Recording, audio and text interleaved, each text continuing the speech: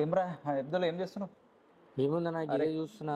ఏందిరా ఏంది QR code ఏందిరా? అరే ఏం పెట్టినావు? ఈ క్యాప్ కార్డ్ క్యూఆర్ అన్న గిదే నీకు చెప్పినా కదా మొన్న. ఆవు గిదేనా? పాడ్కాస్ట్ కూడా వచ్చింది అది. అరే అవు చూసినా ఏం సంగతి ఏంది? ఈ సంగతి చెప్పు నాకు. ఇప్పుడు చాలా మంది ఏం చేస్తారన్న క్యూఆర్ అంటే అవు website QR, WhatsApp QR, Insta QR, ఒక్కొక్క దానికి ఒక్కొక్కటి క్యూఆర్ చేస్తారు మనం. అవు అట్లా కాకుండా నేను ఏం చేసిన అన్నింటిని కలిపి ఒక క్యూఆర్ చేసిన. అవు గట్లా చేసినావా? ఒకసారి స్కాన్ చేయి, నీకు అర్థమవుతుంది చూడు. ఏ ఊగో చూపిస్తా, నేనే చూపిస్తావు.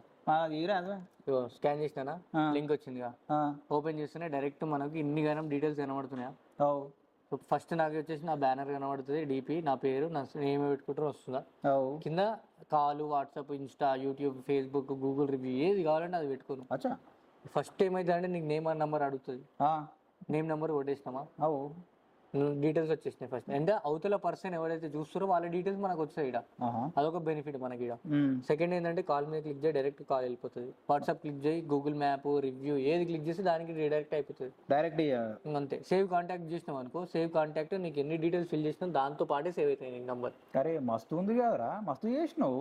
ఇదే అన్న ఈ అప్లికేషన్ వేసుకోవాలంటే నువ్వు నేను దేంట్లోకి వెళ్ళి ప్లే స్టోర్, యాప్ స్టోర్ దాంట్లోకి డౌన్లోడ్ చేసుకోవాలి. అంతే. నా డీటెయిల్ అన్ని ఎంట్రీ చేయాలి. అంతేనా? అంతే. మరి మళ్ళీ క్యూఆర్ కోడ్ అంటున్నావు, మరి నాకు రావాలంటే ఎట్లా? ఏముందని 1000 క్యూఆర్ వచ్చేస్తుంది లైఫ్ టైం. లైఫ్ టైమా?